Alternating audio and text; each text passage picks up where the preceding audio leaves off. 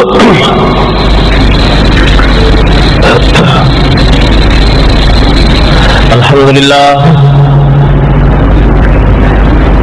لله رب العالمين الصلاة والسلام على سيد الأنبياء والمرسلين أما بعد أعوذ بالله من الشيطان الرجيم بسم الله الرحمن الرحيم الف لام را تلك آیات الكتاب المبین انا انزلناه قرآنا عربیا لعلکم تعقلون نحن نقص عليك احسن القصص بما اوحينا اليك هذا القرآن وَإِن كُنْتَ مِن قَبْلِهِ لَمِنَ الْغَافِلِينَ صدق اللہ العظیم وبلغنا رسوله النبي الكريم ونحن على ذلك لمن الشاهدين والشاكرين والحمد لله رب العالمين اللهم صل على محمد وعلى آل محمد كما صليت على إبراهيم وعلى آل إبراهيم إنك حميد مجيد اللهم بارك على محمد وعلى آل محمد كما باركت على إبراهيم وعلى آل إبراهيم إنك حميد مجيد قصص الانبیاء علیہ السلام کے اسباق ہم پڑھ رہے تھے.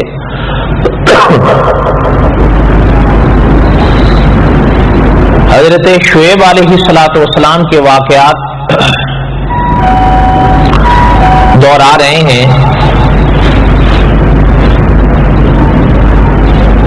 اور آج کے درس میں تھوڑا سا گزشتہ جمعے کا درس کا بھی اعادہ کرنا ہے. اور آج کل چونکہ زوال دیر سے ڈھلتا ہے تو بیان کا جو وقفہ ہے وہ اور کم ہو گیا ہے. تو بہرحال ویسے تو مولانا نور الحسن بخاری رحمۃ اللہ علیہ نے لکھا ہے کہ 2 اشک بھی کافی ہوتے ہیں اگر کوئی اثر رکھیں. تو یہ جو 15-20 منٹ ہیں غور فرمائیں.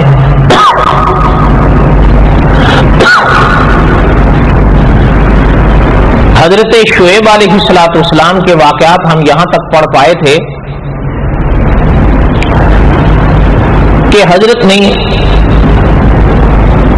قوم کو عقائد کے حوالے سے تنبیہ فرمائی، معاملات کے لحاظ سے تنبیہ فرمائی، اور حضرت نے اللہ ذوالجلال والاکرام کے حوالے سے انہیں بہت سمجھایا کہ اللہ ذوالجلال والاکرام کے بارے میں عقیدہ صاف رکھو، اللہ ذوالجلال والاکرام کے احکامات کے مطابق اپنے معاملات صاف رکھو، اور جو قصور ہوئے چاہے وہ عقائد کے لحاظ سے ہوں یا معاملات کے لحاظ سے ہوں ان کے بارے میں حضرت نے فرمایا کہ اللہ کی پاک بارگاہ میں توبہ کرو، اللہ تعالیٰ توبہ کو قبول فرمانے والی ذات ہے. یہ حضرت کی تقریر اور تقاریر کا خلاصہ تھا. اب بجائے اس کے کہ ان کی قوم حضرت شعیب علیہ السلام کی ان باتوں کو مانتی، ضد میں آئی، جو کئی اقوام کا اور کئی لوگوں کا یہی مزاج ہوتا ہے. قالوا یا شعیب ما نفقه کثیرا مما تقول وإنا لنراك فینا ضعیفا. کہنے لگے پتہ نہیں کیا کہتے ہو آپ کی باتیں ہی ہمیں نہیں سمجھ میں آتی.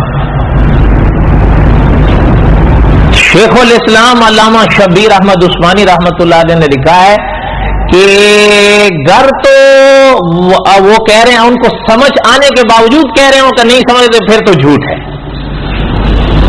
اور کئی اکابر نے یہی لکھا ہے کہ جھوٹ بول رہے تھے، ورنہ حضرت شعیب علیہ الصلوۃ والسلام کی جو گفتگو قرآن پاک میں اللہ ذو الجلال والاکرام نے بیان فرمائی ہے، جو حضرت نے ان سے فرمائی تھی، وہ 2 اور 2 4 کی طرح سمجھ آنے والی ہے. اس میں کون سی ایسی بات تھی جو ان کو نہیں سمجھ میں آ رہی؟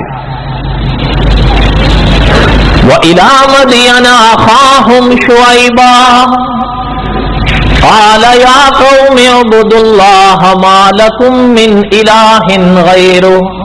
پہلی بات تو حضرت نے فرمائی یہ کہ اللہ ایک ہی ہے، اس کے سوا کوئی نہیں. اب اس میں کون سی ایسی بات تھی جو ان کو نہیں سمجھ میں آ رہی تھی؟ اور آگے جو حضرت نے ان سے فرمایا کہ اپنے معاملات کو میزان کو برابر رکھو، ماپ تول کو برابر رکھو. اچھا اب اس میں کون سی بات تھی جو ان کو سمجھ میں نہیں آ رہی تھی؟ جو وہ کہہ رہے ہیں کہ قالوا یا شعیب ما نفقہ کثیرا مما تقول، ہمیں نہیں پتا آپ کیا کہتے ہو، آپ کی اکثر باتیں ہمیں سمجھ میں نہیں آتی. علماء مفسرین نے لکھا ہے جھوٹ بول رہے تھے. اور شیخ الاسلام علامہ شبیر احمد عثمانی رحمۃ اللہ علیہ نے لکھا ہے کہ گر واقعتاً ان کی سمجھ میں نہیں آ رہی تھی کہ ان پاک آیت کے معنی کو ظاہر پر ہی اگر رکھا جائے تو پھر اپنے کرتوتوں کی نحوست تھی جو ان پر پڑ رہی تھی. کبھی کبھی علماء نے لکھا ہے کہ گناہ عقیدے کا ہو یا گناہ اعمال کا ہو، عمل کا ہو، کبھی کبھی وہ ایک ایسی نحوست انسان پر چھوڑتا ہے کہ علماء نے لکھا ہے اللہ ذو الجلال والاکرام اس سے توبہ کی توفیق سلب کر لیتے ہیں. پھر اس کو لاکھ سمجھاؤ وہ یہی چیز کہتے سنائی دیتا ہے، مجھے سمجھ میں نہیں آ رہی، مجھے سمجھ میں نہیں آ رہی، مجھے سمجھ میں نہیں آ رہی. علماء نے لکھا ہے یہ اس کے اس گناہ کی نحوست ہوتی ہے جو اس پہ چھا جاتی ہے، اور یہ بڑا خطرناک مرحلہ ہے. اس لیے اکابر نے لکھا ہے کہ خدا نہ کرے اگر کوئی شخص گناہ میں مبتلا ہو گیا تو گناہ کا ادنا درجہ یہ ہے کہ گناہ کو گناہ سمجھو، پھر توبہ کی امید ہوتی ہے. کوئی بات سمجھ میں آ رہی ہے آپ کو؟ اس لیے علامہ شبیر احمد عثمانی رحمۃ اللہ نے لکھا کہ اگر واقعتاً ان کو نہیں سمجھ میں آ رہی تھی تو علماء نے لکھا پھر یہ ان کے کرتوتوں کی وہ نحوست تھی جو ان پر چھا گئی. اور مولانا عبد الحمید سواتی رحمۃ اللہ علیہ نے تو کھل کے لکھا جھوٹ بول رہے تھے، ورنہ حضرت شعیب علیہ الصلوۃ والسلام کی باتوں میں کون سی ایسی بات تھی جو نہ سمجھ آنے والی تھی؟ وہ تو 2 اور 2 4 کی طرح تھی کہ پڑھا لکھا بھی سمجھ لے اور ان پڑھ بھی سمجھ.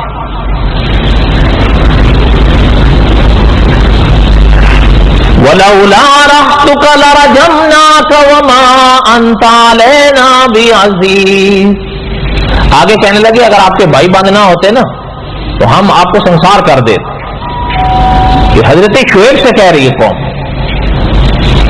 اور یعنی الفاظ دیکھیں کہ یہ اللہ معاف فرمائے سخت ترین سزا ہے کہ کسی کو سنگسار کیا جائے.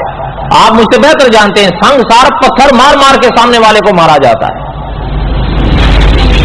اور اسی موقع پر مدرس حرم کے بڑے عجیب الفاظ ہیں کہ بھائی یہ قومیں ہیں، اور حضرت نے تو دعوت فکر دی ہے کہ اقوام عالم کی تاریخ پڑھ کر دیکھیں، آقا صلی اللہ علیہ وسلم سے پہلے جو قومیں آئی ہیں ان کی تاریخ پڑھیں.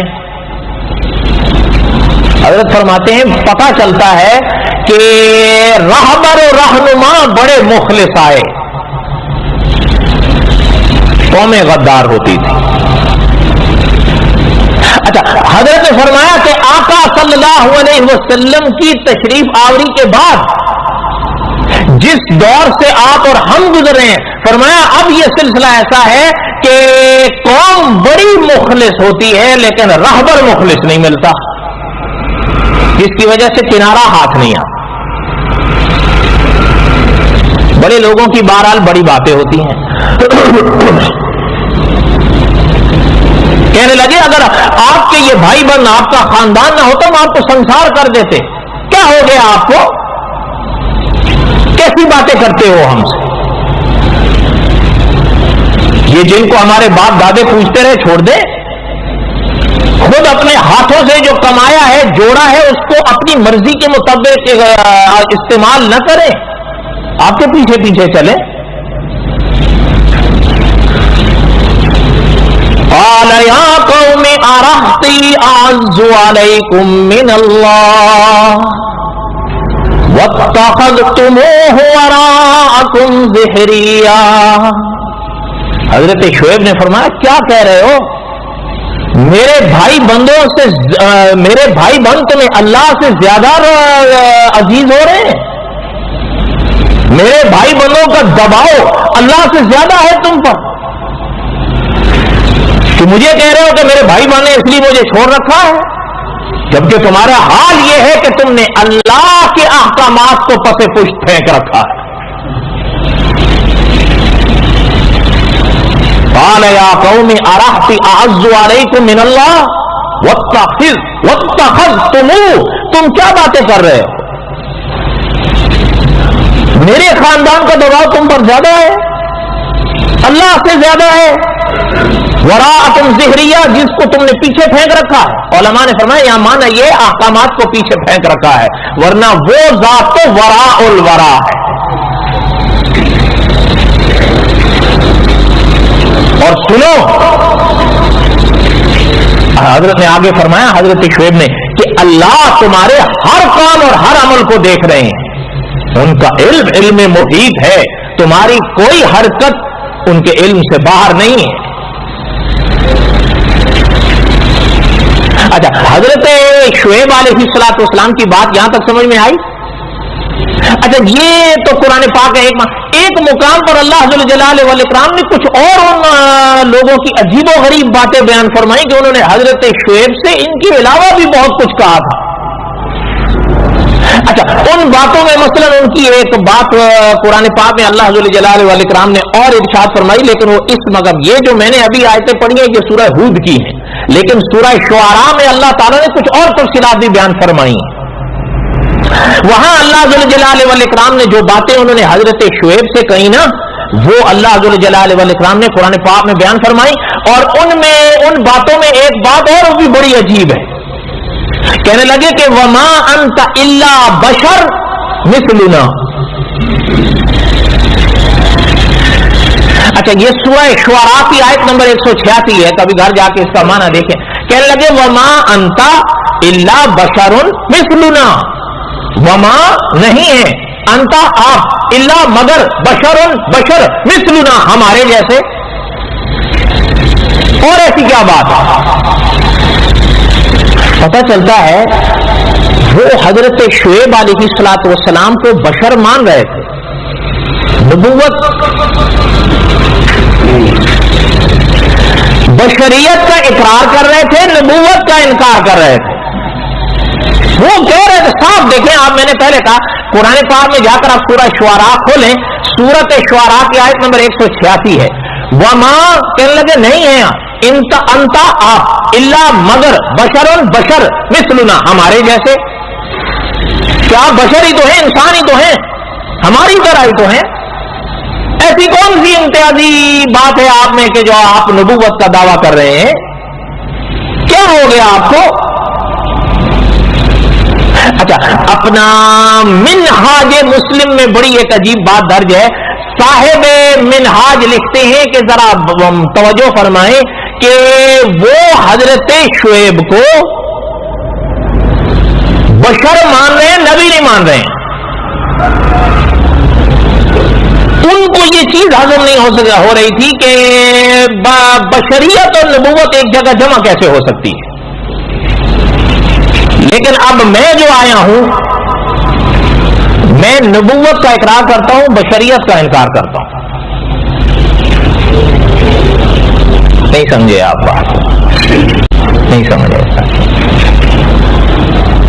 بھائی؟ دیکھیں، میں نے پہلے کہیں عرض کیا تھا کہ قصص الانبیاء تو آپ بھی پڑھتے رہتے ہیں، ہم بھی پڑھتے رہتے ہیں، لیکن اگر ہمارے عقیدے میں کوئی جھول ہو تو وہ اٹھے تو صحیح۔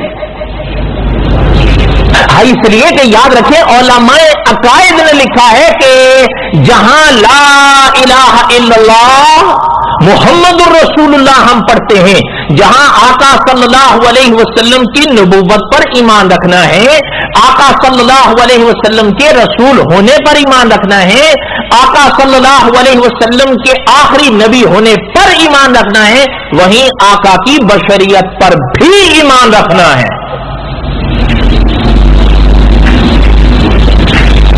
ان کو یہ شے نہیں سمجھ میں آ رہی تھی کہ ایک انسان بشر ہو نبی کیسے ہو سکتے ہیں، لیکن مجھے اب یہ نہیں سمجھ میں آ رہا ہے کہ نبی ہو تو بشر کیسے ہو سکتے ہیں۔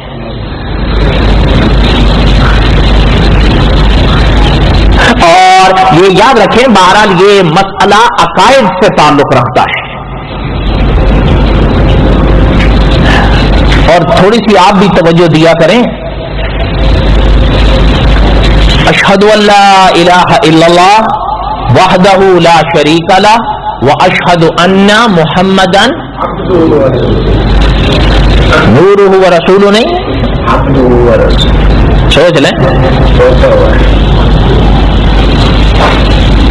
اب بھی اگر کوئی شخص کہے کہ نہیں جی نہیں بس سمجھ میں نہیں آتا، ہمیں تو نہیں سمجھ میں آتا، تو یاد رکھیے گر شعیب علیہ السلام کی قوم یہ کہہ کے کہ ہمیں تو نہیں سمجھ میں آتا آپ کیا کہتے ہیں، علماء محققین نے لکھا جھوٹ بول رہے تھے، تو میں بھی کہوں نہیں سمجھ میں آتا جی میں سچ بول رہا ہوں، میں بھی جھوٹ ہی بولوں گا۔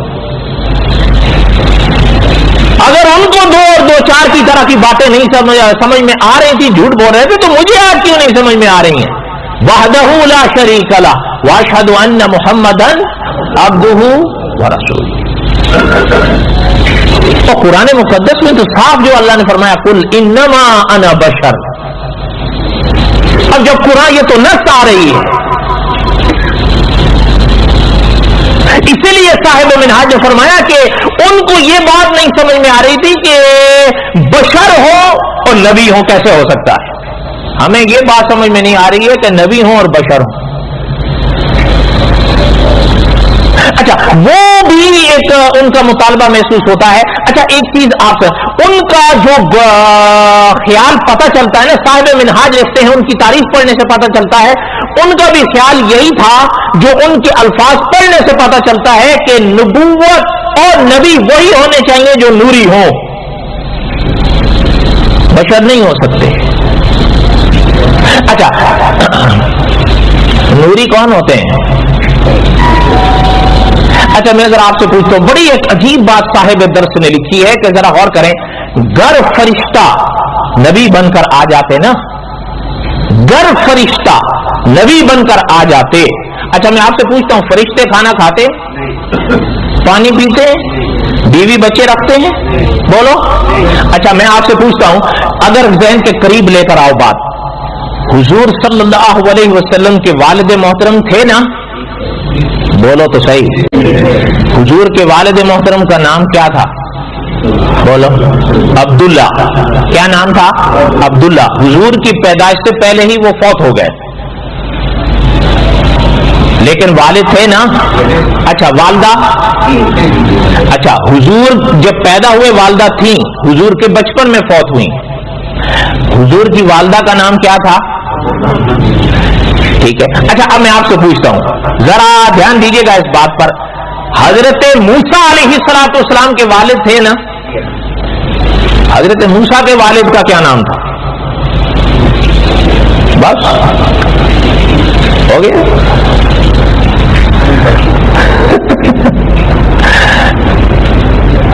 بتاؤں نہیں کہ قصص الانبیاء میں اپنے موقع پر آئے گا، ابھی کیوں بتاؤں؟ انشاءاللہ ابھی تو سوال ہی نہیں پیدا ہوتا۔ خیر کہنے کا مقصد یہ تھا کہ اچھا حضرت موسیٰ کی والدہ کا ذکر تو قرآن میں ہے یا نہیں؟ وہ انشاءاللہ ہم آگے پڑھیں گے، جو اللہ کو منظور ہوا تو بند صندوق میں کس نے ڈالا تھا، اور دریاؤں کی موجوں کے حوالے کس نے کیا تھا، اور فرعون کے سپاہی کس کو گھر پہ لینے کے لیے آئے تھے؟ بولو نا، والدہ کو ہی لینے آئے تھے نا، والدہ تھی یا نہیں؟ اچھا حضرت موسیٰ علیہ السلام کے اہلیہ تھیں یا نہیں؟ بولو۔ نہیں نا, وہ کوہ طور پہ جاتے وقت جو راہ پہ واقعہ آیا تھا تو اہلیہ ساتھ ہی تو تھی جن سے حضرت موسیٰ نے فرمایا تھا کہ یہاں بیٹھتی ہے, وہ دیکھیے آگ روشن ہے, میں لے کر آؤں. اچھا پتہ چلتا ہے حضرت موسیٰ کی اہلیہ بھی. اچھا اب تھوڑا پھر واپس آ جائیے, حضور صلی اللہ علیہ وسلم کی ازواج تھیں یا نہیں؟ کتنی تھیں؟ جلدی بتاؤ کتنی تھیں؟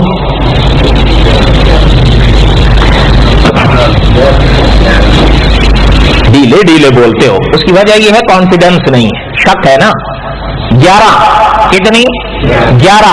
اچھا اب حضور صلی اللہ علیہ وسلم کے بیٹے کتنے تھے؟ بعض علماء نے لکھا 4, بعض نے لکھا 3. ٹھیک ہے, بعض علماء نے لکھا 4, بعض علماء نے لکھا. حضور صلی اللہ علیہ وسلم کی بیٹیاں کتنی تھیں؟ بولو نا. 4. متفق ہیں کتنی تھی؟ 4. اچھا اب میں آپ سے پوچھتا ہوں, یہ سلسلے تو ہے نا بشر کے اور نبوت کے, اب آ جائیے حضرت جبریل علیہ الصلوۃ والسلام, یہ ملائکہ میں بالکل سر فرشت رہنے والے ہیں. اچھا ان کے والد کا نام بتاؤ, سوچو. اچھا حضرت جبریل کی والدہ کا کہیں تذکرہ پڑھاؤ, حضرت جبریل کی اہلیہ کا تذکرہ کہیں پڑھا, سوال ہی نہیں پیدا ہوتا. مدرس حرم نے بڑی منہاج میں لکھا, بڑی عجیب بات ہے, غور فرمایا اگر فرشتہ نبی اور رسول بن کر آتا اور ہم سے کہتا کہ بھائی زنا جیسے گندے کام میں مت پڑو, بچو, آگے سے کہنے والا کہتا جی آپ کو تو یہ چیز ہے ہی نہیں, آپ کو کیا پتا شہوت کیا ہوتی, آپ کو کیا معلوم کیسے قابو کیا جائے. سامنے والا بیچارہ صحیح روتا یا غلط روتا؟ بولو. اچھا اگر وہ سامنے, اچھا چلیں یہ چیز تو ہو گئی نا اس دائرے کی, ان میں وہ چیزیں اگر آتا ماہ رمضان کا روزہ اور آتا بھی جون اور جولائی کا گرم روزہ, عرب اور پاکستان ہندوستان جیسی گرمی, افریقہ جیسی گرمی, اچھا فرشتہ ان سے کہتا روزے رکھو, وہ کہتے جی آپ کو تو نہ بھوک لگتی ہے نہ پیاس لگتی ہے, آپ کو کیا پتا یہ کیسے تڑپاتی ہے. صحیح بات ہے غلط بات ہے؟ ہمارے لوگوں کا حال دیکھا کرو, اثر کے بعد خاص کر صحیح جوبن پر ہوتے ہیں, جو روزہ رکھتے ہیں, میں ان کی بات کر رہا ہوں, اثر کے وقت دیکھا کرو ان کا کیا حال ہوا ہوتا ہے. وہ آگے سے کہتے ہیں کہ آپ فرشتہ آپ کو تو نہ بھوک لگتی ہے نہ پیاس لگتی ہے, آپ کو کیا پتا یہ چیزیں کیسے ستاتی ہیں. صحیح بات ہے یا غلط بات ہے؟ اچھا وہ آپ اگر فرشتہ کہتا کہ بھائی اگر بیمار ہو تب بھی نماز نہیں چھوڑ سکتے, تم نے نماز پڑھنی ہی پڑھنی ہے, وہ آگے سے کہتا جی حضرت آپ کو تو نہ بخار ہوتا ہے نہ درد ہوتا ہے, آپ کو کیا پتا یہ چیزیں کیسے تڑپاتی ہیں, ہم کیسے بیماری میں نماز پڑھیں گے. بیچارے صحیح کہتے یا غلط کہتے؟ بولو. تو ان میں سے کیسے ہوتے؟ اللہ ذل جلال والاکرام نے ان کو نبی بنا کر بھیجا ہے کہ علماء نے لکھا ہے کہ اگر امتی کو 1 درجے کا بخار ہوتا ہے, نبی کو 3 درجے کا آتا ہے. 3 حصے انبیاء کا دکھ زیادہ ہوتا ہے امتی سے. اچھا آپ دیکھ لیں کہ حضور صلی اللہ علیہ وسلم وہ شخصیت رہی کہ سر میں درد ہو رہا ہے, بخار چڑھ رہا ہے تو 300 درجے کا بخار چڑھ رہا ہے, لیکن حضور کی زندگی کی کوئی ایک نماز قضا نہیں ہوئی ہے.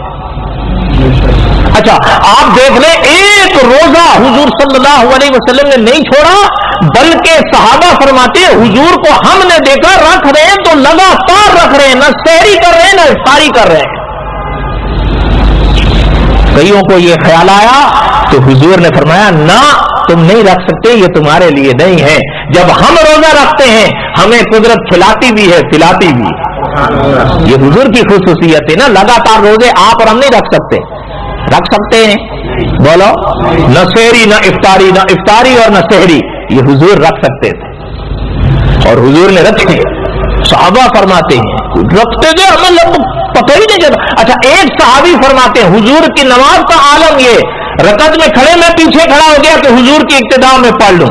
حالانکہ میں آپ سے پوچھتا ہوں کیا نبوت پر تھکاوٹ نہیں آتی, نبوت پر نیند نہیں آتی, نبوت پر بیماریاں نہیں آتی؟ اس کے باوجود بھی ہمارے والے کہتے ہیں نہیں کہ بس نور ہے, بشر تو نہیں ہے, یہ تو دیوبندی پاگل ہے. اگر اب بھی ہمیں کوئی باتیں نہ سمجھ میں آئے تو کیا کریں؟ صبح شام پڑھیں گے واشہد ان محمدن، پھر کہیں گے نہیں. خود قرآن پڑھیں گے سارے ماہ رمضان میں ناظرہ، تراویہ سنیں گے، تراویہ پڑھیں گے قل انما انا بشر، قرآن میں نہیں ہے.